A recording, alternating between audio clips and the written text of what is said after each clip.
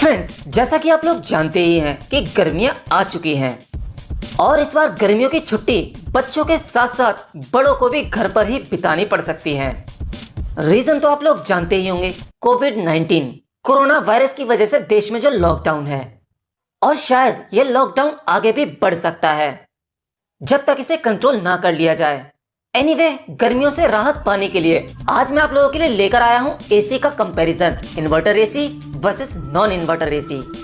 देखिए, एसी खरीदने से पहले हमारे दिमाग में एक कंफ्यूजन अक्सर रहता है कि एसी इन्वर्टर लें या फिर नॉन इन्वर्टर लें, कि आपको इन्वर्टर एसी लेना चाहिए या नॉन इन्वर्टर एसी। लेकिन आज हम कंपैरिजन करेंगे कि दोनों एसीज में फर्क क्या होता है, इन्वर्टर एसी और नॉन इन्वर्टर एसी में। चलिए पहले बात करते हैं नॉन इन्वर्टर एसी की। देखिए, नॉर्मल एसीज यानी नॉन इन्वर्टर एसीज में क्या होता है, इसका कंप्रेसर एक फिक्स स्पीड पर सेट होता है। जब आप इसे ऑन करते हैं तो ये एक फिक्स स्पीड में चलता है, मतलब इसमें आप जो भी टेम्परेचर सेट करते हैं उस रूम को ये उतने ही टेम्परेचर में कूल कर देता है और उसके बाद इसका कंप्रेसर ऑफ हो जाता है जब तक कि आपका रूम वापस से गर्म ना हो जाए और बाद में इसका कंप्रेसर फिर से रीस्टार्ट हो जाता है। जैसे इसे ऐसे समझते हैं, जैसे मान लीजिए आपने अपने एसी का टेम्परेचर 24 डिग्री सेट किया है और उसके बाद कूलिंग करने के बाद यानी आपके रूम का टेम्परेचर 24 डिग्री हो जाता है तो आपके एसी के आउटडोर यूनिट का कंप्रेसर कंप्लीटली स्टॉप हो जाता है और जैसे ही आपके रूम का टेम्परेचर 27 डिग्री तक पहुंचता है देन इसका कंप्रेसर फिर से रीस्टार्ट हो जाता है। मतलब इसका कंप्रेसर एक फुल स्पीड पर चलता है, जिसका मतलब है ये आपकी इलेक्ट्रिसिटी एक इन्वर्टर एसी से थोड़ी ज्यादा लेता है। और वही बात करें इन्वर्टर एसी की, तो इन्वर्टर एसी का कंप्रेसर अपने आप एडजस्टेबल होता है। जैसे मान लीजिए आपने अपने इन्वर्टर एसी में एसी का टेम्परेचर 24 डिग्री सेट किया। अब जैसे ही आपके रूम का टेम्परेचर 24 डिग्री होता है तो आपके इन्वर्टर एसी का कंप्रेसर अपने आप एक स्लोअर स्पीड में आ जाता है, यानी कि वो बहुत स्लो चलने लगता है। मतलब यह है कि आपके इन्वर्टर एसी का कंप्रेसर पूरी तरह से स्टॉप नहीं होता, ये ऑफ नहीं होता। जैसे जैसे रूम का टेम्परेचर बढ़ता है इसकी स्पीड स्लोली बढ़ती है और जब कंप्रेसर बहुत स्लो स्पीड में चलता है तो उसका एनर्जी कंजप्शन भी कम होता है। और नॉर्मल एसी में जब कंप्रेसर रीस्टार्ट होता है तो वो एक झटके से एनर्जी कंज्यूम करता है और जब एक नॉर्मल एसी का कंप्रेसर एक झटके से स्टार्ट होता है तो वो आपके इन्वर्टर एसी से 3 गुना ज्यादा इलेक्ट्रिसिटी कंज्यूम करता है। और बात करें दोनों एसीज की नॉइज की, तो इन्वर्टर एसी के आउटडोर यूनिट में नॉइज थोड़ी सी कम होती है as compare non inverter AC के, लेकिन याद रखना बहुत ज्यादा फर्क नहीं होता। और बात करें कूलिंग की, तो दोनों ही एसीज की कूलिंग बहुत अच्छी है। बस नॉन इन्वर्टर एसी में थोड़ा सा फ्लक्चुएशन होता है कूलिंग का, लेकिन लिटरली उतना पता नहीं चलता। एकदम से कंप्रेसर ऑफ होगा और ऑन होगा तो कहीं कहीं पर आपको एकदम से कूलिंग थोड़ी ज्यादा लग सकती है और ऑफ होने पर थोड़ा नॉर्मल जैसा। नॉर्मल से मतलब ये नहीं कि गर्मी लगने लगेगी, वो रूम का टेम्परेचर एडजस्ट कर लेता है। एनीवे, ये बहुत छोटी सी चीज है, ये आपको पता भी नहीं पड़ेगी। अब बात करते हैं ओजोन फ्रेंडली की। कोई भी एसी लेने से पहले आपको ये पता होना चाहिए कि उस एसी में कौन सी गैस का इस्तेमाल किया गया है ताकि आपके पर्यावरण को कोई नुकसान ना हो, ओजोन लेयर को नुकसान ना हो।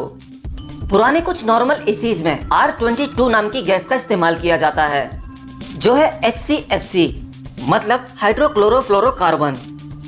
R22 यानी ये वाली गैस हमारी ओजोन लेयर के लिए काफी ज्यादा नुकसानदायक है। और वहीं इन्वर्टर एसी में R410A और R32, ये दोनों ही गैसेस जो इन्वर्टर एसी में इस्तेमाल की जाती हैं, इनकी कॉस्ट काफी कम होती है R22 वाली गैस से, यानी जो पुराने नॉन इन्वर्टर एसी में पड़ती थी। हाँ, R22 वाली गैस का कॉस्ट बहुत कम है, लेकिन अब घबराने की जरूरत नहीं है। अब लगभग बहुत सारी कंपनीज जो नॉन इन्वर्टर एसी भी बनाती हैं वो भी R32 गैस का इस्तेमाल कर रही हैं।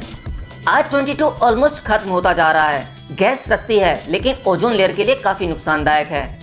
तो आप एसी लेने से पहले चाहे आप इन्वर्टर लें चाहे नॉन इन्वर्टर, तो गैस का पहले पता कर लें कि उसके अंदर कौन सी गैस का इस्तेमाल किया गया है। अगर R32, R410A इन दोनों गैसेस का इस्तेमाल किया गया है तो ये एनवायरमेंट फ्रेंडली हैं, यानी हमारे वातावरण के लिए और ओजोन लेयर के लिए नुकसानदायक नहीं है। अब बात करते हैं इलेक्ट्रिसिटी बिल की। मैंने दोनों ही एसीज को इस्तेमाल किया है और इस्तेमाल करने के बाद मुझे पता लगा कि मेरा जो नॉर्मल एसी है उसका इलेक्ट्रिसिटी बिल मेरे इन्वर्टर एसी से 20-25% एक्स्ट्रा आता है। लेकिन हाँ, मेरा नॉर्मल एसी भी, उसमें भी R32 गैस का इस्तेमाल किया गया है जो कि ओजोन फ्रेंडली है। अगर मेंटेनेंस की बात करें तो नॉर्मल एसी का मेंटेनेंस एक इन्वर्टर एसी के मेंटेनेंस से थोड़ा सस्ता है। इन्वर्टर एसी में जब भी कोई प्रॉब्लम आती है तो उसे फिक्स करने के लिए या रिपेयर करने के लिए नॉर्मल मैकेनिक मना कर देता है और उसे रिपेयर कराने में उसकी कॉस्ट भी थोड़ी ज़्यादा लगती है। इन्वर्टर एसी की गैस यानी R410A ये हाथों के लिए नुकसानदायक होती है। ये एक तरह से आपके हाथ जला सकती है, तो शायद इसलिए भी लोकल मैकेनिक शायद इसे जल्दी से रिपेयर करने के लिए हाँ नहीं करते। आपको कंपनी से ही इंजीनियर को बुलवाना होगा जो नॉर्मल से थोड़ा ज़्यादा कॉस्टली होगा। अब दोनों ही एसीज की कॉस्ट की बात करते हैं। इन्वर्टर एसी की कॉस्ट नॉर्मल एसी से थोड़ी ज़्यादा होती है। अगर आप एक अच्छा एसी लेना चाहते हैं तकरीबन 7 से 10 हज़ार रुपये का डिफरेंस होता है। और हाँ, एसी लेने से पहले आपको ब्रांड का भी ध्यान रखना होगा। मैंने पिछले साल ही एक एसी खरीदा था 1.5 टन का, जो कि डेकिन कंपनी का है। और ये 1.5 टन का एसी मैंने 35,000 रुपीज़ में लगवाया था। और हाँ, मैंने नॉन इन्वर्टर एसी लगवाया था। डेकिन का सेम एसी यानी 1.5 टन वाला जो कि इन्वर्टर एसी था, उसकी कीमत तकरीबन 42,000 रुपये थी। अब मैंने ये डिसीजन क्यों लिया, अगर आप ये जानना चाहते हैं तो मुझे कमेंट करके बता दीजिएगा, मैं इसके ऊपर भी एक वीडियो बना दूंगा।